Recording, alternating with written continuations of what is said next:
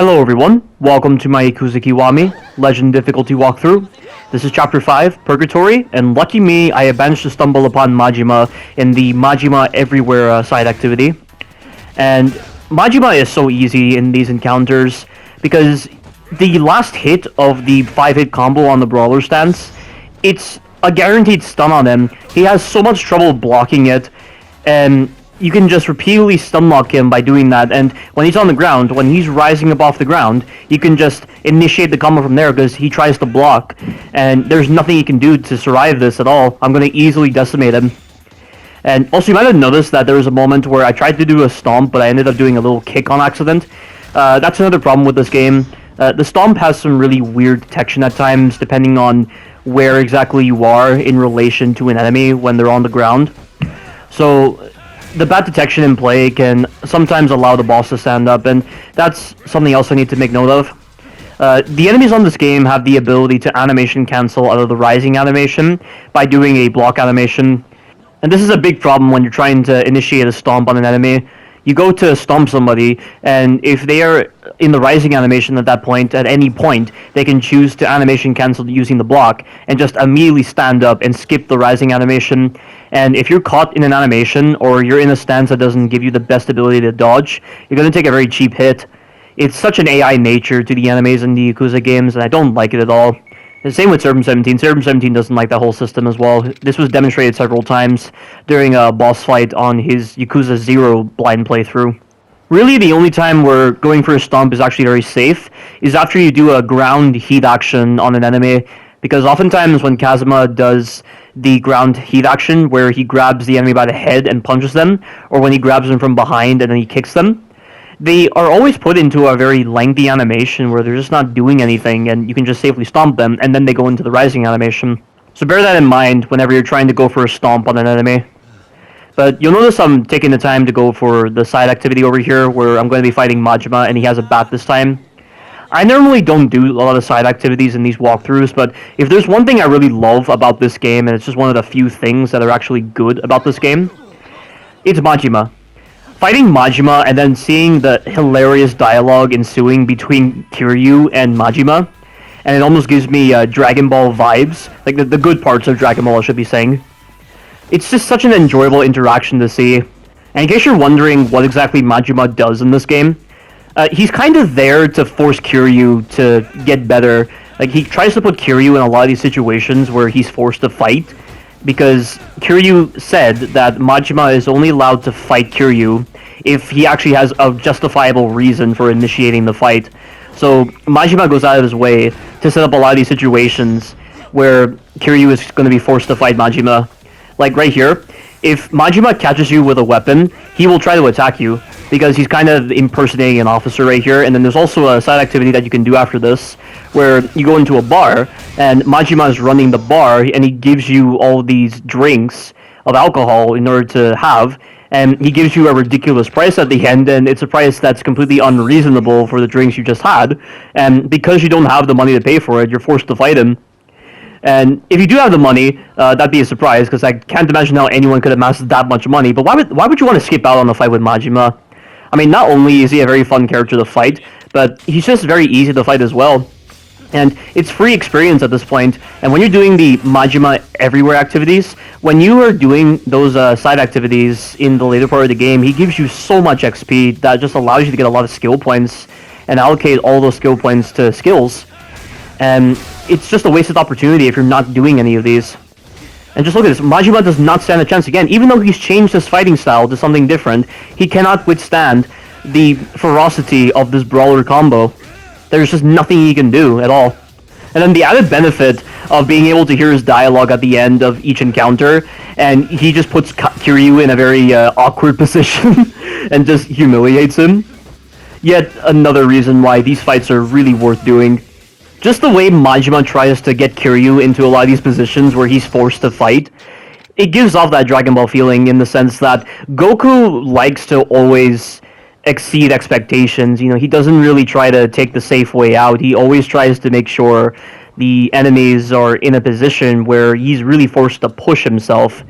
And as Vegeta described in the Majin Buu saga when he was fighting Kid Buu, No, he doesn't fight to win. He fights to just push his limits. Like, winning isn't really his first option. I mean, winning is a side effect of that, but Goku just tries to get the enemies to put him into a position where he's forced to fight, where he's forced to push himself. It's that kind of motivation, that psychological motivation, that just causes him to actually do what he does. And Majima really brings out that quality that I see in Dragon Ball a lot. And this whole quality of Dragon Ball just wasn't really touched upon in Dragon Ball or Dragon Ball Z. And then when Kai and Super came out, and they really put a lot more emphasis and a lot more clarification into that whole concept of Goku trying to make sure that the enemies are in a position where they're pretty strong, and he doesn't try to take a safe way out in order to deal with them, and he's not really putting the safety of the world as his first priority. I think that's honestly one of the most interesting dynamics to a character I've ever heard of. And, you know, like, when you're trying to fight the forces of evil, you never really think of such options like that, but, you know, that's why we have a lot of these challenges in life. You know, that's why we have a lot of these different ways that life just challenges us in order to actually force us to push forward, or to just stay on the sidelines. And, you know, they really did a great job of putting a lot of emphasis on that character trait of Goku. And when I just see that in Majima, I think it's easily one of my favorite aspects of Yakuza Kiwami.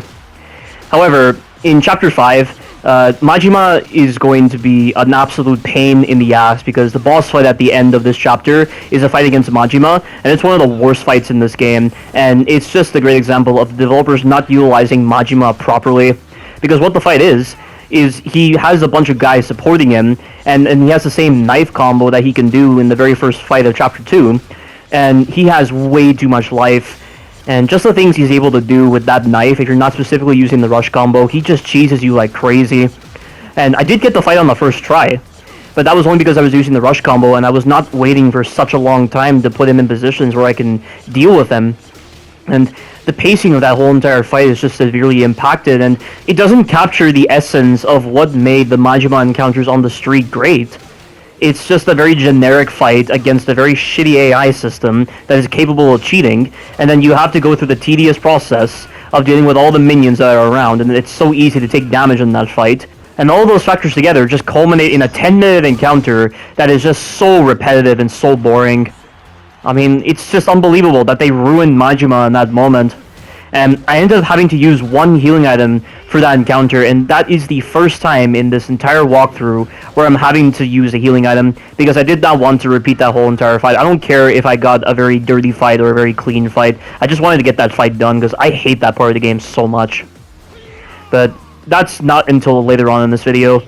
Right now we're just dealing with the Colosseum combatants right now. Technically, the game doesn't class this as a Colosseum match, so you're still able to use your healing items during this moment. This is classed as a main story encounter. And these guys, they're very easy to deal with. I mean, this guy right here can be very cheesy, and so can Feldman. But Feldman, he fights very differently in the main story encounter compared to the Colosseum matches. Like, I was looping that one move where he jumps forward and he just falls on the ground, and then you can stomp or do a heat action. He doesn't do that in the normal Colosseum matches. And then this guy, I kept using the brawler combo against him, but I get so many moments where I'm trying to use the forward momentum of the brawler combo to hit his back, and Kazuma misses. It's so annoying, and this is why I had to resort to the rush combo. And you'll notice right here, I'm not doing the one hit with the rush combo. I'm trying to do multiple hits just to speed up this process, but it serves as more of a hindrance than an actual help, because I end up pushing this guy a lot.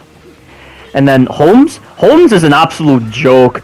For a final encounter in this main story quest for the Colosseum, he's so easy, and I got him on the first try, and I took no damage. Getting him in a position where he's susceptible to the rush combo is so easy, because he has a taunt move that he just loves to do way more often than you think. And getting behind him during that moment is so easy, because he doesn't track you near the end of that animation. And I was having a good time against Holmes when I was using the brawler combo against him. But then I got a couple of moments where he just ended up getting the upper hand on me near the end of the fight, and I failed. And that right there was just so off-putting for me that I just decided to do the rush combo against him. And I'm just amazed this works. I mean, the corners of this ring don't seem to be very, like, sharp in their angles. I mean, they seem very wide in their angles, yet I'm still able to enable this rush combo to work. And now that I've done it, he doesn't stand a chance, and the fight's going to end shortly. But to give you a brief summary as to how you deal with Feldman, Promek, and Holmes. With Feldman, you can just loop his move where he chooses to jump towards you, and if he misses, he's susceptible to a heat action or a stomp. Or what you can do is you can use the forward momentum of the brawler combo in order to get behind him whenever he chooses to do his front flip, or when he does his helicopter combo. And you can still do the rush combo against him. And then with Promic, I bait out the move where he evades towards you and then he does that 3-hit combo. And then I use that time to get behind him and stun lock him. And the brawler combo also works as well. Every other move, it's very hard to punish Promic because he recovers so fast from his other animations. And then with Holmes just has so many vulnerabilities in his attack patterns. The taunt is the biggest vulnerability that he has, and when he's near the end of his animation, lock onto him, get behind him, and then start stun locking him. Never ever attack him at any other point aside from what I've just listed in that animation, because if you attack him too early in the taunt animation, he will counterattack with a full-blown combo, and it's so hard to stop. And then the other vulnerability I found with Holmes is when he chooses to jump towards you and he does that jump attack. You can use the brawler combo to get behind him when he does that move, and then you can easily stun lock him. It's so easy. This guy is an absolute joke, and even in the Coliseum matches, he's very easy to deal with. And especially remember how you fight these guys, because how you fight these guys is going to be very handy if you're dealing with them in the Coliseum. But they're mainly reserved for the first match. I mean, they can be reused in later matches, and they do have some slight differences here and there, I believe. I mean, the only real slight difference is their health pool, but they're very easy to deal with. And the fight's going to end in a couple of seconds, and then after this point, we are just going to be dealing with a bunch of guys who have some wooden katanas. And for this recording, this was actually the very first time I was able to no damage the encounter with the guys with the wooden katanas. And I go into the abilities here, and I'm going to purchase the body counter now that I have enough skill points for it. And I'm also going to purchase some stuff for my heat action prowess. And one of the abilities that I buy is the Climax Heat Gauge. And then I'm also going to purchase the ability to immediately gain a lot of heat when I'm in a calm stance, which is where you don't have any heat in the beginning, whenever I choose to grab someone. And this is especially handy if you're using the B stance, because you can immediately get Climax Heat Gauge at the beginning while you're in the B stance, and then you can immediately initiate the heat action where you deal with 3 enemies at once in the B stance. And I also purchased that ability where you gain heat by skillfully evading enemy attacks. That can be kind of useful against Shimano in the second to last chapter if you need to build up heat and you don't have Tiger Drop, because Shimano has a sword in the beginning, and without Tiger Drop, actually countering the sword hits is almost impossible, because you can't block weapon attacks. And fun fact about that heat action prowess move I obtained, you don't have to actually be near an enemy attack in order for the evade to register heat. As long as you are fairly distant from an enemy and not too far away, if you evade at the right moment, you will gain heat. I mean, it's not much, but it's still very useful. And it's nice that it works like that. But right now, these enemies just do not stand a chance. I mean, for one thing, they're not trying to be douchey and initiating attacks when I'm trying to grab anyone. And they are just giving me a free pass right here and allowing me to deal with them. And then after we do this encounter, we're going to move on to the next encounter, which is the final encounter of Chapter 5, which I've already mentioned is the crappy Majima fight. And Majima is going to be indicated on the map, and he's at the batting cages. So I'm just going to skip on ahead to that sequence after I do this little skirmish right here. And before you start this fight, make sure you make a save. You need to make a save for this fight because it's too easy to take damage here thanks to some really stupid designs. But with that ability that I purchased, where I gain heat when I'm in a calm stance and I grab somebody, I'm able to initiate that heat action just then, and now I can prioritize the other guys. And there is a heat action that you can do in this area that allows you to instantly take down enemies. And do you see the wall that I'm heading to right now? There are actually baseball launchers within that wall. So if you do a heat action near that area, you will instantly get rid of the enemy, and you don't even need Climax Heat in order to do so. You can do so with regular heat. How cool is that? But at the same time, the opportunities for the enemies to actually do damage to you when you're trying to grab them, and also with Majima being incredibly aggressive, it's so hard to isolate the enemies in order to do the heat action, and this is it right here. See that? Instantly gone. It's such a shame you can't do that to Majima, but even if you could, I would just imagine he'd just shrug it off like it's nothing. Like, there has to be some faster way of doing this. I mean, how many abilities is the game expecting you to have for this sequence? Are they really expecting you to farm that many skills in order to do this fight? given that they've given Majima so much life, and isolating these enemies is almost impossible to do. I mean, I'm having to resort to throwing bats right here, and having to resort to something like this, like something that looks so stupid, and it's just allowing me to build up heat. Like, what the hell? Like, did they not think this fight through? I mean, there's so many fights in this game where you just gotta wonder, what the hell were the developers thinking?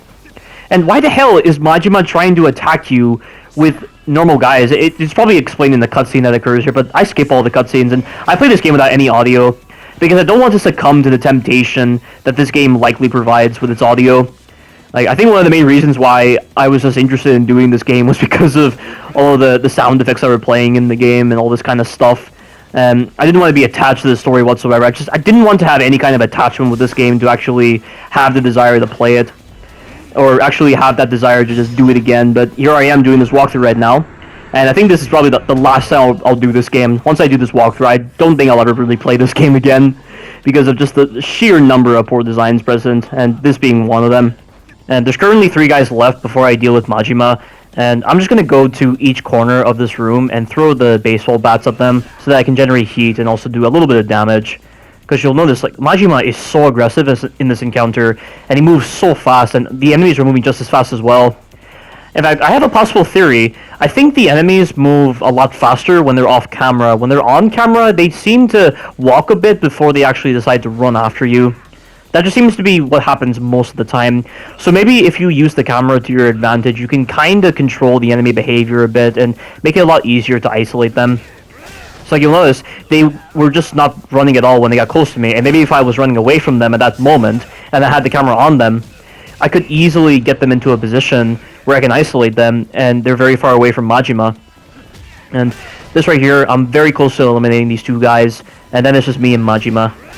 And then this is where I'm just going to do the same thing that I did in my Chapter 2 video, where I'm going to wait until Majima does an attack that gives him a lot of vulnerability, and then I'm just going to use the rush combo against him. The only problem is, this room doesn't have a lot of corners to stunlock Majima that well, and you have to get so lucky. Like right now, I'm not holding the analog stick at all, I'm just pressing square, because the combos that you do, they track a bit, and the brawler combo has the best tracking out of all of the stances. This one, it has a bit of tracking, but not the best compared to the brawler stance, and right now I've gotten very lucky. I put Majima in this corner. But if you remember the exceptions that I described for certain situations where bosses can get out of this loop, Majima does it in this fight, because there are situations where he can put himself in a weakened state, and because he has to turn himself towards you, it makes it impossible to hit his back. And also, when Majima goes into the weakened state for this fight, he will actually queue a quick time event sequence with you, where you've got to nail these quick time events if you want to not take any damage. And the thing I find very odd is that you don't get any kind of payoff. I think you get heat when you complete the quick time event sequence, but you don't get any damage on Majima. This is it right here. And I actually mess up the quick time events, because the quick time events on this game are so fast. And look at it right here. So, like, look at this. Do you see how fast these things are? And I end up messing up this one right here, and I take massive damage in the process, and I don't get any kind of trade-off. So unfortunate. It's been a while since I've actually played a game with very fast quick time events, and this game definitely has one of the fastest quick time events I've ever seen, ever. I mean, Resident Evil 4 has some pretty fast quick time events, but the quick time events are really balanced, because you only need 2 button sequences with like L2 and R2, and then with square and X. But this one, the buttons could be anything. It could be any kind of face button on the controller, so you gotta be very careful when you decide to do those quick time events. I mean, not when you decide, it's just when Majima has to do the quick time events with you. And I'm just re-engaging the loop right here, and this is a good corner to be in, but again, the forward momentum of the rush combo is causing me to be put out of position, and I keep hitting Majima's front, and whenever you're attacking Majima's front, he's way more dangerous, because he can just get hyper armor at any moment. That plus his ability to do very fast attacks and also do long-range attacks at close range, which is incredibly bullshit. It can really lead to a lot of moments where Majima just cheeses you because of just his AI nature. And this right here, this is the move you want to punish. That is the best counter against Majima when he decides to do that very lengthy jab, because he's stuck in the animation for ages, and he doesn't get a lot of tracking when he's doing that move. And then you can also punish Majima when he does the combo that involves him starting his capoeira kick and then ending with the stab. And he doesn't follow up with 2 additional attacks like he does in the first fight of Chapter 2. He has less variation in this fight compared to the fight in Chapter 2. And I'm trying to do a heat action right here with a weapon, and look at the damage. It's not enough damage. And really, you can speed up this fight a bit if you do the weapon heat actions. But the thing is, you can only do those heat actions if the enemies are in a neutral state. And because Majima attacks you continuously and he barely gives you any opportunity to really attack him when he's in a neutral state, you're never going to get the opportunity to use a weapon heat action against him. And the only reason I got it just then was because I was running away from him, and he decided to run towards me, and he didn't decide to do an attack the moment he decided to slow down. And that's why I was able to get the bat heat action just then. But if you do the dagger heat action, you'll do a little bit more damage. Like when I saw Seraph17 do the dagger heat action against Majima on hard difficulty, it did quite a lot of damage, but I imagine that damage is greatly reduced on legend difficulty, and Majima decides to pull out the bat right here in this phase. This is probably the easiest phase in the fight, because Majima does a lot of lengthy swings with the bat, and his enders give him a lot of recovery, so you can take the time to get behind him and initiate the rush combo.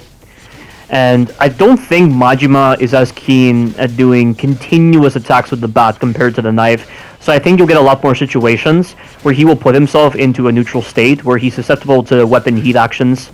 That right there was a big mistake, and look at that. The stun lock he does on you when you get hit, it's so hard to recover, and this right here is a very useless heat action. I mean, look at the damage just then. Never ever do the heat action on dazed enemies. It does very little damage, and it's a climax heat action and it does that much damage. Are you serious? Just use the rush combo. Don't bother using any heat actions when you're doing the rush combo. It's far more reliable. Like, there are times when it's just a lot better to not use the heat actions, because your heat actions do less damage than some of the general things that you're doing in this game. And I don't think this is as apparent in this game compared to Yakuza Ishin. I remember when Seraph17 was doing his boss no damage walkthrough of Yakuza Ishin, he was getting so many moments where his heat actions were doing less damage than the stomp. The typical stomp that you do, where you're not doing any kind of special heat action, you're just pressing triangle and Kazuma does the stomp, it does more damage than a lot of the heat actions on Yakuza Ishin. And I think most of the time it was due to Seraph17 not feeling the heat bar to a high enough level, but I'm pretty sure there were situations where his heat actions did less damage than standard stuff with stomping, for instance. And, oh, this right here, this is probably the best time to do a heat action against Majima when he's in that weakened state. And if you have a dagger or any other high-powered weapon, you can do a lot of damage to Majima and prevent him from regaining his health. That's something I forgot to mention.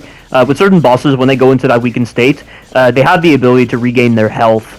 And it's not too much of a big deal because they don't have the ability to spam that attack whenever they want to. I find it very funny how they don't program in the ability for the bosses to just infinitely do that weakened state animation to regain their health, yet they give the enemies unlimited ammo on guns and unlimited knives. How does that make any sense? You yourself have very little durability on your weapons and you don't get enough ammo. Like with guns, you get 6 shots at maximum with a single gun, yet you're giving the enemies unlimited ammo. I don't see a fair compromise here. I don't see why they're giving the enemies all these advantages, as if you yourself are somehow very overpowered, but you have very limited durability, you get very limited ammunition. It's not exactly that extreme to warrant a boss getting all these kind of properties. I think it's just a misperception on the developer's part, and that misperception just leads to a lot of cheap stuff happening in a lot of these fights. And I'll set up the encounter here because I'm just going to chain Majima in this corner, and that'll be the end of this chapter. So stay tuned for the future chapters. Thank you all for watching, and you take care now.